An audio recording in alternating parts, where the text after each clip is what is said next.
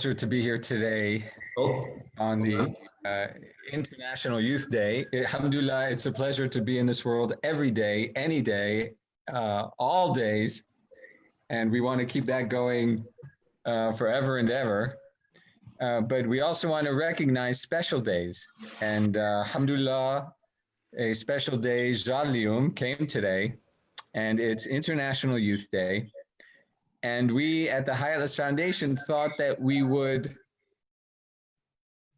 speak to two members of the youth Moroccan community, Hajiba Boumasmar and Errachid Montassir.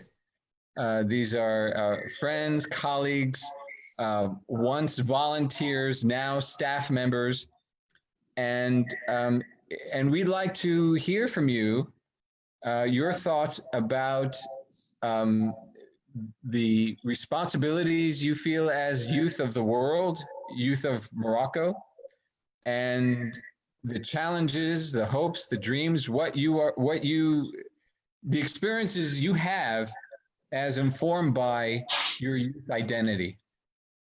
And so perhaps we'll start, if it's okay, we'll start with Rashid. Um, uh, Rashid, um, describe to us, I was thinking about the first question before having started the live session.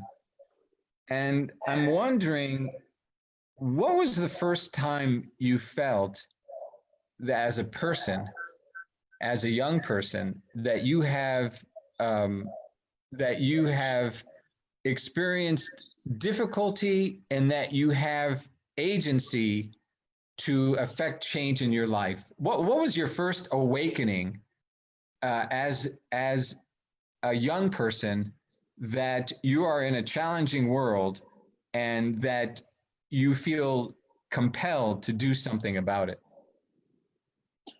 Well, first of all, thank you so much for inviting me to this very important event, which is the International Day 2020. Very grateful, such a pleasure to talk to you and the Hajiba on a very special day for all the youth in Morocco and in the world. That's a very good question. First, I thought about in 2016 when I started working as a volunteer with Hayatless Foundation. And so I went back to my community and I exactly to the schools, this primary school where I studied the primary school. And so I had a sense that it's my responsibility to go back and contribute with expertise and experience and also whatever the other agency gave such opportunities and materials and everything to go back to your community and contribute. And so school was maybe the kind of like the right place for me that kind of make a change in the next generation. And so of course you have that feeling that you don't want to repeat the same mistakes in your life. And so the same as the next generation, which is, my nephews, my nieces, and my kids in the future. And so that was the first time I felt that that I'm challenged. Mm-hmm. I'm wondering, Rashid, when did you realize that? So you've been you were in that school as a child. Are we talking about a primary school? Exactly, a primary school. So, I mean, as a child, were you aware that, well, if I may ask, Rashid, did you have a bathroom in that school? Did you have clean water in that school? Not as good as it should be. It was a facility, but honestly, boys were using it, girls were not, unfortunately.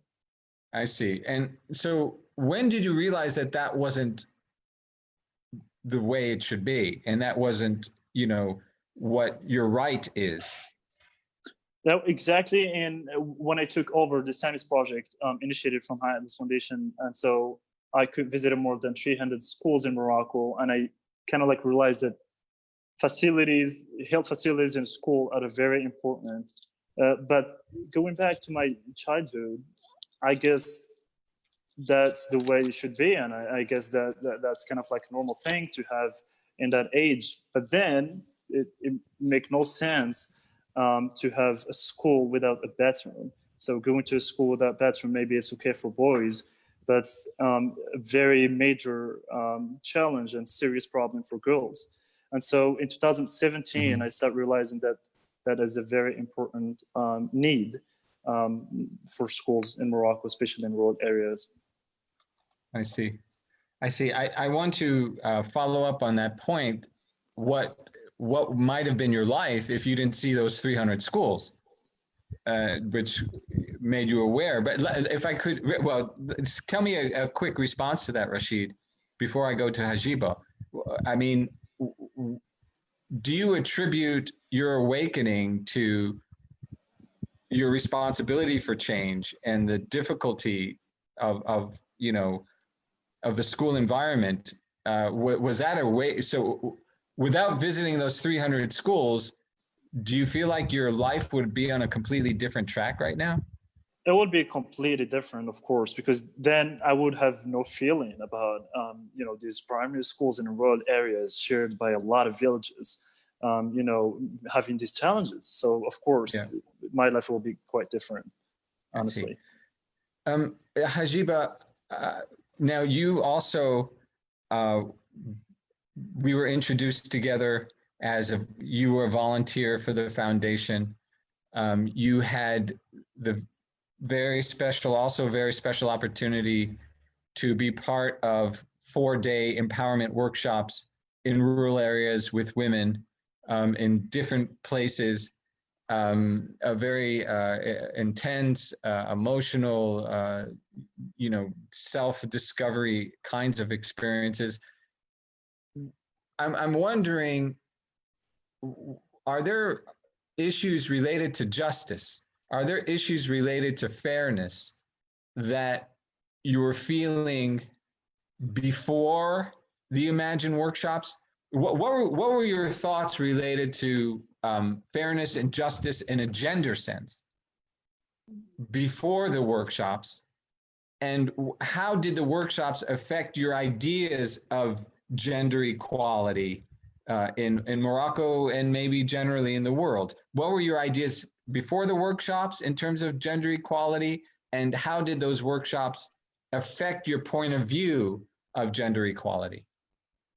Yeah, first of all, thank you so much, Mr. Yossef, for this webinar, and thank you. I'm very glad that I'm the same webinar with Mr. Rashid and you, Mr. Yossef. So thank you so much also for this opportunity to share with our follower our ideas and my experience especially. So if I want to talk about Imagine Workshop, I want to see just it's amazing thing that we can do for women. And Imagine Workshop for me was the steps that I make to change my my life and to get a good decision and to build my new life. That for me, before Imagine Workshops, I have a limit idea about what can women do and what can women realize for her family, for her community, for her country. Why not? After Imagine Workshop, we realized that if the women really have enough information about her ability, her responsibility, and she is capable to change, and she is capable to do something to change her life.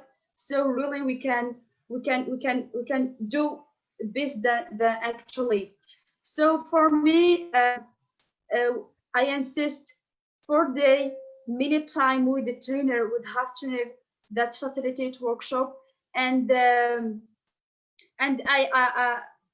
have the result of this workshop that we are capable, we are effort, we are strong, we are disciplining people who are committed to work, to help, to change the world, to get a good decision for our life. So for me, I will be one of the facilitators in this workshop. So my idea is to do it and to share this experience with all Moroccan women. If it is possible for me one day, I will do it. Let me ask you this. Before the workshops, and maybe this is also a relevant question to Rashid. Both of you give me a quick answer to this in your different contexts, but before the workshops, Hajiba, what did gender control, the control of women, the unequal access, unequal opportunities that women experience in our world, what did that mean to you? And Rashid, before you visited, before the workshops, Hajiba, I'm asking you that. What did gender inequality mean to you? And what emotions did it raise in your heart? And Rashid, to what extent were you aware of unequal access to education before visiting the schools?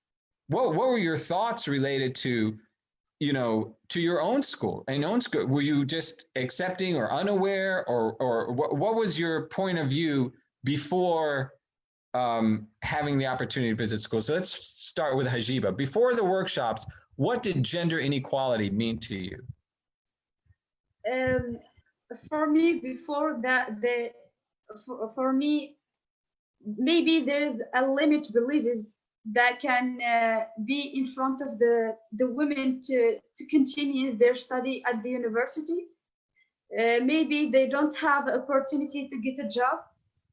Maybe they don't have opportunity to travel, to search for new opportunity, to they don't have a chance or opportunity to create a cooperative. And so what emotion did that raise in you? What did that make you feel? Yeah, of course, I feel sad because when we see that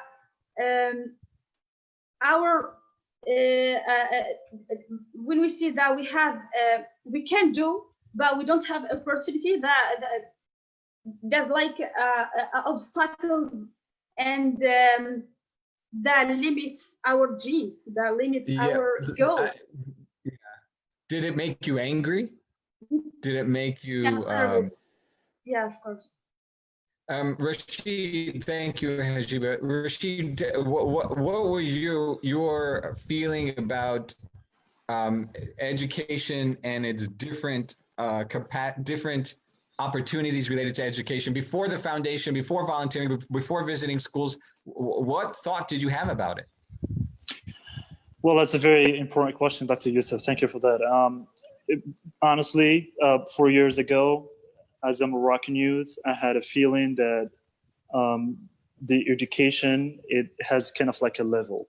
And so that level, which is after the baccalaureate, after the high school, that level, after that, all the youth, including girls and boys and everything. And so that level kind of like allows you, not only allows you, but it kind of like gives you a wrong path to and escape to your country and look for another thing. And so that's the exact feeling that I have. And so workshops, meeting schools, because school children and our community members taught me in different levels. The first level is the professional level, of course, that kind of like give me an opportunity to contribute and build and development projects and follow up and evaluate, bring data and everything. And the personal level, it connected me with our communities.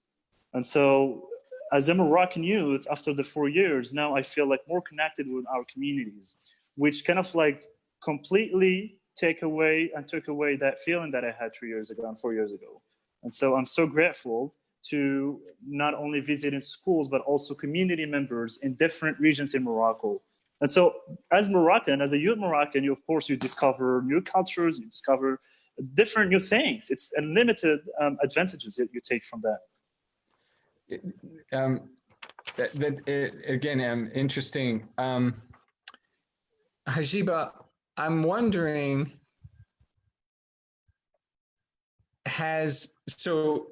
you had an observation before the workshops. You've gone through many workshops, and then of course you've had other sustainable development experiences related to water and tree planting and women's cooperatives and so forth.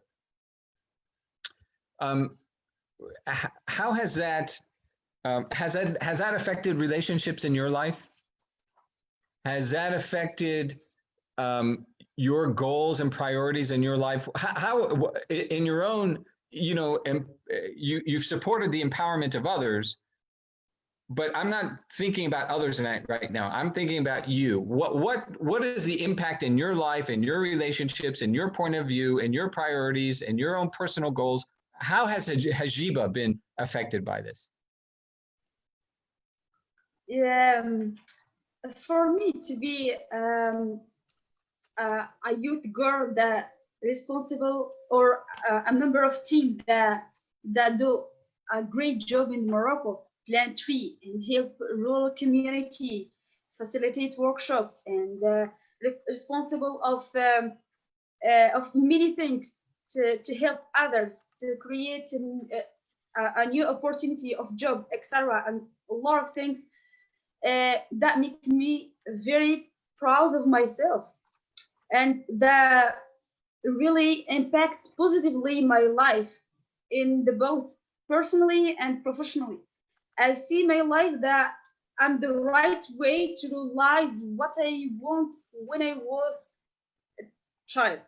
So I think that I do the great job that can help me to achieve my goals that I write when I was in primary school, in the middle school, in the high school. So what are some of those goals? For example, what's one of those goals that you wrote in high school when you were younger that you feel now that you could achieve? When I got my baccalaureate, I decided to go at the university, and I chose the biology, and especially biology of tree. And my idea is, how can I do something for environment? How can I do something to be sustainable? So imagine that in 2030, I realized that. Imagine that in this age, I'm capable to plant more than 1 million trees with all Moroccan. So really, that it's more than what I wrote when I was a child. So for me, it's a big task that I do actually, but it's novel things. So for me, to plant tree, help people, and especially the rural community. And when I see myself, I'm a member of a team that realized that in Morocco, that's it's a noble. That's all I want to see in that. Rashid, I'm going to ask you the same thing. You've had, a point of view before. You've gone through. You're traveling literally throughout the country, visiting schools and young people, and now you've had time to reflect on that. You've done other projects beyond schools in managing and catalyzing and supporting. How have your personal goals in your own life been affected by that? Very good point. Actually, of course, we all had kind of like a list of goals and list of objectives in our lives. And so I would say that I kind of like expanded my list of goals and objectives in the past. So no, I feel like there's a lot that I've achieved in a very short time. And so that, of course, came through, as you mentioned, Dr. Yossef, going abroad and meeting other people, meeting other different culture, managing different initiatives. And so the goals that that I had in the past is just to be able and to contribute in expanding and spreading the sense of collaboration. And now I have a different, kind of like feelings towards goals, which is not expanding the sense of collaboration, but also expanding the sense and culture of participatory, decision makings. And so, of course, that came through the principle of the High Atlas Foundation, through meeting and managing different, projects. And so, of course, they had different, different visions, different goals, different objectives. And that came through the time, and that came through the experience. And so if there's anything that would stuck in my mind and that will just be basing on, is that we have to make our day and every day special. And that, of course, came through networking, expanding your collaboration, expanding your experience, and work and collaboration and contribution, of course, to world development, and not only in Morocco but in the world. I'm wondering, Hajiba, are there days when you feel that that this world will not experience justice and fairness when it comes to gender? Are there days when you feel that youth will always experience more joblessness and less participation in decision making? Are there days when you feel that the challenge and the issues are so deep that you feel unsure, or that you feel doubtful even that you can create the change that you seek, that you want? Do you have days where you wonder whether your dreams as a young person, as a young woman, that whether your dreams can come true? Yeah. Why? Because I insist to do what I see that it's right. So when we believe in our dream, in our goals, we can achieve it. So even there is a limit and there is obstacles. For me, I see that I'm capable to build a good personality to achieve my dream and to contribute in sustainable development. As Rashid told, is not what in our country but in the world. So for me, I can see that we can achieve what we signed before when we was a child. So it sounds like to me that you don't have doubt. You feel confident that radikun, that you will achieve. Yeah. Yeah. We. I don't see that there is no there's a limit, but we have to be more strong than this obstacle, this limit, and we will achieve it 100%. What does that look like when you say we will achieve it? Describe it. What does that look like to you? You will achieve what? I hope that I will be a woman that contributes in sustainable development by planting tree in all Morocco, and why not in all the world. And I believe in this. I believe in this project, and I believe in this. This is the way that can provide a good life for us. Yeah. Do you know why I'm smiling? I believe that we can do that. Yeah. What? Yeah. Okay. Can you imagine why I'm smiling? Why? Because I'm so happy to have a colleague that is completely dedicated and confident that we can plant trees in Morocco and the world, Yeah. throughout Morocco and the world. That our colleague has such ambition and such a goal, and that makes me smile. Yeah, and our religion, as a Muslim woman, I see that our prophet encourage people to do الرسول عليه الصلاة والسلام قال إن كان في يد أحدكم فسيلة، هذا من قامة الساعة، فإن استطاع أن يغرسها فليفعل. It means that in the last day of our life, if someone has a sapling and if he can plant it, he must to do it.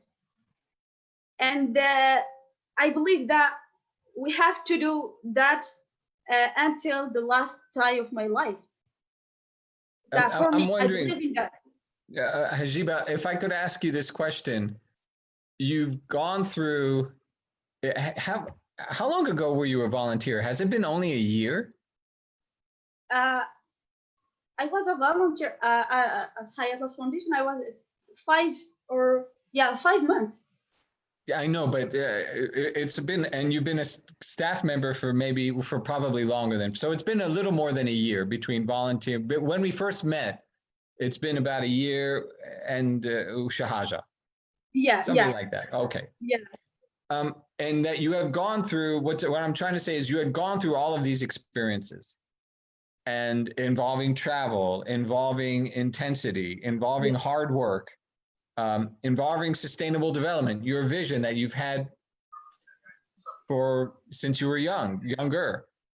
My question is, having gone through this, has this affected your devotion to Islam? Has this affected your practice, the manifestation of Islam in your life? How has this been? How has this affected your the place of Islam in your life, the practice of Islam in your life? That it's a big question. That for me, that when I start do many tasks with Hayat's Foundation, I feel what is responsibility, and my religion insists to be responsible, to be committed, to be disciplined person. And when I start my internship as a volunteer, or when I start my job as a member of Hayat's Foundation, I feel this concept, discipline, responsibility, help people, be positive, has a positive impact for your family, for your country, for people in general. I feel this concept, and I practice it. I do it in my life. I think that this job encouraged me to practice more and discover more in my religion. You know, I think development, I think so. I find that in my life, I think it makes us more faithful. It requires us. So Rashid, you're shaking your head. Tell me what thoughts have been going through your mind in regards to this, your relationship to Islam, and what faith has, how has faith played a role in your development life? Well, that reminds me, by every Friday when I go back from the mosque and you ask me what is the speech title, Dr. Yossef, and obviously we're into development, and so development has came, of course, in Quran many times, and the sense of collaboration came many times in Quran. And so before joining the Hayat Foundation's journey, of course, as a Muslim youth and the faith that I have in God and everything, has just gotten more deeper and deeper. And that, of course, by the feeling that you're doing what it came in the Quran. And so obviously that just kind of, makes you more the believer and more connected to your religion. So, and obviously, you know, you're visiting different areas, different category of people. Most of them are old people, and so just the words that you hear from the community members, it just gives you a strong push to just believe more and more in your religion. And so that's what happened to me, especially when you visit adults and old people in communities. And every sentence they give you, it has to be kind of like quoting from the Quran. And so that's just like, wow, you know, like I'm doing something into development. And so that's very important point. You know, I want to ask you this question, and the only way I could ask it is give an example in my life and see if that example, and that I've seen in other lives, and see if it applies to you, Errachid and Hajiba. I remember as in my late teens, being very supportive of markets and a market-based society and the foundations of capitalism, and you know, studying it and following professors when I went to New York University that, you know, taught the frameworks of market societies. And then I took a course in its opposite, in more planned economies or the socialist philosophies. And what I found was a result of a little bit of sadness, because what I believed in so much in my life was deeply, deeply questioned. And I began to doubt. And I think the doubt brought in, you know, I think I used the word sadness already, but it made me more morose. It made me more serious. And I don't think I ever achieved that level of kind of innocent happiness again. I think this sort of process of, you know, of always questioning and always doubting and always trying to understand the opposite of every case, and I think it's followed me, but it wasn't comfortable. And so maybe I'll start with Hajiba. How has this journey of development is an intellectual journey, it's an emotional journey, it's a physical journey. Both of you have traveled.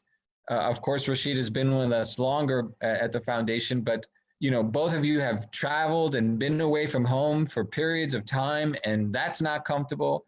But how has your intellectual and emotional journey made you, or has it brought any sort of, you know, a sort of, has it affected your happiness level? Has it made you more or less happy? Have you ever been sad because of what you've realized and what you have observed? Has it been heavy? Has it hurt you in an emotional sense? Wish فهمتي Hajiba? Just a little bit. You know what? You answer the question, Rashid, and I think by your answer, maybe Hajiba will it'll be more clear for Hajiba, and if not, then we'll translate it. Go ahead, Rashid. I like this question. Honestly, I think everyone has gone through that kind of like period in your life, a part in your life, and I think it should be uncomfortable and it should be serious. That feeling of doubt of everything, and so without doubt, you're not gonna move forward. And so having that doubt, it's just up to you and up to your kind of like thinking, how are you gonna control and have a balance in your life going through that doubt. And so obviously I had doubt in my life. And so I'll give you an example, like just my experience at work.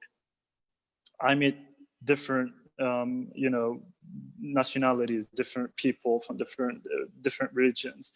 And so that it just, of course, had me to think and ask myself, what is the direction, and so what is the path, and what is the journey. And of course that brought me back to the basis and brought me back to the origins and ask. And so asking, it was of course a step and a positive push forward, just to be more, kind of like believing in that path and in that journey and that region, of course. And so I think everyone has gone through that, and it's a very normal part and period in your life. It just has to be uncomfortable, and you just have to be very careful. I'm going to try to say وش الخدمة ديالك هجيبة، وش نقصت الفرحة ديالك على سبب شفتي هواج ما عجبكش بزاف، سمعتي هواج من الناس هواج صعيبين وواعرين هما كيدوزوا مشاكل كبار، وعلى سبب تبدلتي الافكار ديالك في الاخر واش الفرحه ما موجوداش بحال اللي كانت. Yeah, let me tell you something that very important, mysterious. What make me happy when I see myself that I insist to do what I want to do, and when I hear someone that talk or told me something, or when I'm facing something that will make me sad, I can't allow it to someone or to something to make me sad. I'm in control of my happiness. I'm in control of my sadness. That in my personal and professional life. Absolutely. You're amazing. You're incredible, yeah, Hajiba. Absolutely. In the work, we gonna be in front of a lot of and different kind of people. Yeah. We are different in our religion. We are different in direction. We are different in ideas, in beliefs, and etc. etc. But I believe that I have some principle. You have your own. So I will respect you. You will respect me. That's it. It's the same in the work. It's the same when I'm in the field, when I'm with the farmers, with the women in cooperatives, with Hajiba, where did you get that strength? Where head koach? Where did it come from? Did you have it when you were a young girl? Where did it come from? Life is very short, so it doesn't matter to be sad, and 100% that you will date someday. So be happy more than we will be sad. I think that's easy. And when I'm in contact with women, I'm in contact with people that's very strong. I'm in contact all the time with Miss Ibtizam, Fatima Zahra, Amina. It's very strong women, and I'm inspiring of them. I'm in contact with my mother. I'm in contact with, I choose to be in contact with women that can make me strong, and I keep the area when I find someone that will make me weak. That's it. And in the work, we're gonna be face a lot of difficulties, but you have to be patient to do and to realize your dream. Yeah. And Rashid, someone told me that at the office. You have to be patient, have to be brave enough to be faced to our difficulties, to our problem, and be happy from the morning until night. That's yes. We're gonna I'm gonna share another question, and then I'm not sure if Moulay Hassan Al-Aluni can post any comments that are there, or Errachid, if you can go into Facebook and share any comments that we have. But let me ask this to sort of bring us toward our end of this conversation. If to what extent do you feel that if youth in order for the world to have its best day, in order for the world to avoid some of its such serious challenges, to what extent do you feel that that process for change must be led by youth? And what do you say to yourself and to other youth in order for that process to unfold, to be achieved? How essential are youth in order to achieve a safe future? And what must they do in order for that future to be secure? And if it's okay, we'll start with Rashid. Well, that's a very essential point, Dr. Yossef, that we have just brought me back to the years what I have been blaming a lot the decision makers. And that's, of course, it's my right to do, and, bringing solutions and bringing ideas and bringing kind of like building the bridges as well. But then we have to be careful as young people, because keep just ourselves in that level of blaming will never kind of like move us or move, contribute in pushing us towards, the solutions. And so the solutions should come from youth, because most of the decision makers now, if you notice, that they're not in our age. And so it's very hard and it's very difficult for them to build our future. And so it's our responsibility, it's our decisions to find solutions and contribute in finding also developing decisions as well. And that, of course, can help create a path and journey to just move a little bit. And then, of course, decision makers should look at youth and engage them, involve them more in decision making, of course. And I focus a lot about the follow-up word, because as long as the youth are engaged in following up on talking about initiatives and projects, plans from the government and everything, as better for the youth to find a clear idea and a clear vision of their future. And now that obviously will positively affect the next generation, and it just goes like that. How do, in the first part of what you said, which is a lot of the reality today, that, the decision makers may not typically be youth, and that needs to change. How do youth become the decision makers, the policy makers? And do we want a world like that? I think the key for that way is volunteerism first. And so if you have the sense of volunteerism and you have the culture of volunteerism in your life, I think that will just allow you to be one of the decision makers in the future. And so being a volunteer will teach you how, very serious and responsible that you have to make decisions in your life and for your community and for your country and for the world as well. Mm-hmm. And so I think that's the right key to start. Mm-hmm. And Hajiba, tell us your thoughts on this question of the role of youth and how to fulfill that role. Yeah. I want to mention that for me, I insist that the youth have to be the sense of volunteer. Being volunteer, as Rashid told, is very important, and that can help you very much to take the good decision in your life and to choose your direction for future. And you can build your future when you get the step to be volunteer in any association or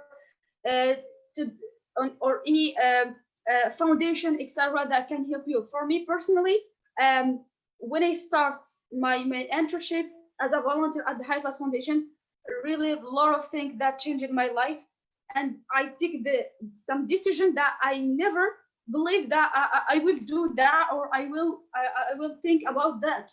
So thinking about volunteer, thinking about to be donate and help people and traveling. If you have opportunity to travel, meet a lot of people in different country, in different area, that have different religion. Why not?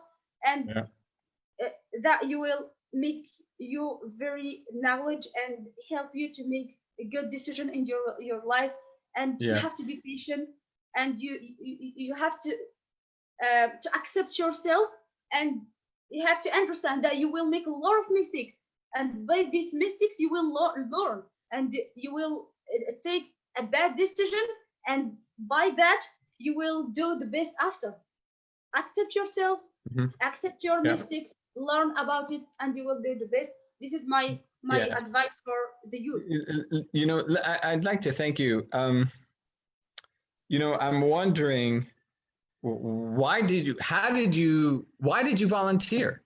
What brought that up? What gave you the idea to volunteer, Rashid and Hajiba? And then I want to ask you this. So answer that, and then at the same time answer, how does the programs that you are part of managing, how does the farmer to farmer program of USAID, Rashid, relate to volunteerism and youth and all these things?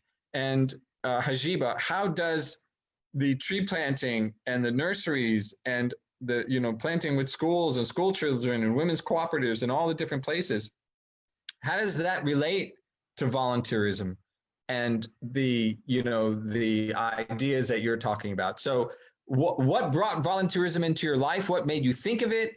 And how do your current programs relate to it? You start, Rashid. Yes. Well, thinking about why I started as a volunteer with High Atlas Foundation, which is my first experience as a volunteer in my life, it would just go back to the reason that I've never been a volunteer. And so I had I just wanted to be, and I wanted to try that. Maybe I was in my life, in my childhood, but I didn't realize. Maybe it was not official. But so the very other good reason that brought me to volunteerism is the environment. And so I was more engaged with environment. I would care about environment, and I would like to be in environment actions. And so this foundation, of course, opened the door for me in 2016, and it was the start of my experience as a volunteer, official one. And so the program that I'm working for now, Farmer to Farmer, which is a program by the US government, USAID. It is based on volunteerism. And so we bring expert volunteers from the United States to contribute in development, especially the agricultural part development in Morocco, which is obviously affects different, other programs, but affect different other aspects. So far, more than 30 volunteers we had in Morocco as expert volunteers, traveling through different regions in Morocco and overnight in different communities and staying with agricultural cooperatives and associations, especially the women's cooperatives, and help them to create and develop their work through capacity building assignments and through business plans and feasibility studies sometimes. And so that just remind us and refresh our minds to just be sure that volunteerism has a very major and vast role in development, not only in development countries, but also in anywhere. And so it's not very, but that also reminds us that that's not important to volunteer in your country, but it's also important to have an experience in other countries and experience in other communities. And so creating a base of your experience as a volunteer will affect, and it's just as a stone when you just throw it in the middle of the lake and it ripples out. And that's how it affects different communities and different people. Hajiba, what brought you to volunteer? How did the idea of volunteering come to you? And how does it relate to the tree planting program that you're part of? Yeah. The first was amazing experience with High Atlas Foundation.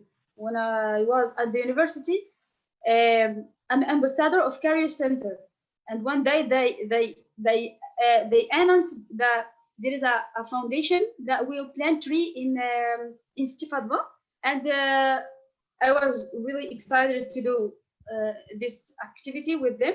So I meet people of Hayatas Foundation, and I see that it's a noble thing that to plant tree, to be volunteer, to meet this kind of people. And I contact immediately Rashid, because he's a coordinator volunteer in this time.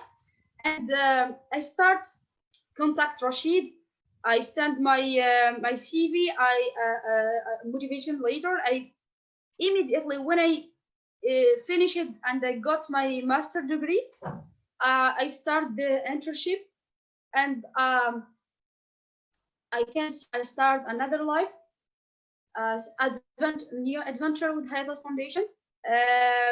To be volunteer, it's really it's not the same thing that to be a student at the university, or to be volunteer is something that to do without money and but you do that with heart. And I see that it was the opportunity to get a job, to get a new adventure.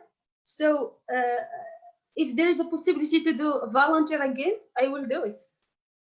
Yeah. So and of course, I mean, there's a lot of people to thank for your program, Hajiba, but Kosia is certainly a major one. Yeah. Robert Bosch College, Frey Skincare, and forgive me if I'm forgetting others, not forgetting, but just, you know, they're all extremely meaningful.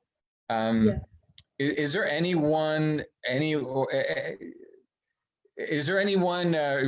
Hajiba, that we should acknowledge before we sign off? Are there any comments or questions that you came across, Rashid, on the Facebook Live page that we should address? Yes, we'll have to acknowledge one person, and also we have different questions that maybe Moulay Hassan can take over. I can't see them, I just saw them before. Well, the first person is you, Dr. Yossef, you know, creating this opportunity, which is a priceless opportunity for us to, you know, make our voice heard, not only in Morocco, but different areas in the world. That, of course, came through creating a very wonderful NGO, Hayatas Foundation in Morocco. It has history, has a beautiful experience, and it has a beautiful, nice family. And so we have to acknowledge you first. And then I'm thinking about other, of course, since it's a Youth International Day, thinking about other movements heads. And so on the top of them, I would mention Greta Thunberg from Sweden, that she is leading the climate action, climate change movement. And so that is a wonderful model, an example that maybe we can just follow and think can contribute and support her in her path. And so she's like 17 years old and doing a great job. And yeah, we're open to questions. If there are any questions, we'll be there more than happy to answer. Let's do that. Hajiba, anyone you want to quickly acknowledge, or any organization? For me, no. Okay. Okay, please, Moulay Hassan, is there anything we should consider before we sign off? Well, there are no questions, but there are many comments, and I'd like to mention some of them. There is Sure.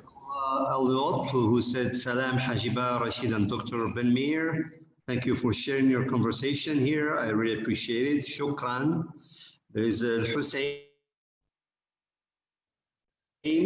for everything they have done for our beloved country. May Allah bless you all, and welcome back, Sir Rashid. There is Saeed Al-Qadri. Thank you, Hajiba Boumasmar. There is Saeed Luz, who said that youth is the key to sustainable development. So many comments about just how people are appreciating that habits, including the youth, as encouraging young people to take responsibility. Thank you. Moulay, is there anything you want to add from yourself, from your own heart, about International Youth Day, about your work with Farmer to Farmer, with the foundation, reflecting on this conversation or beyond? Is there anything you would like to say, Moulay Hassan? I just wish I'm still young. That's all. No, what I... yeah.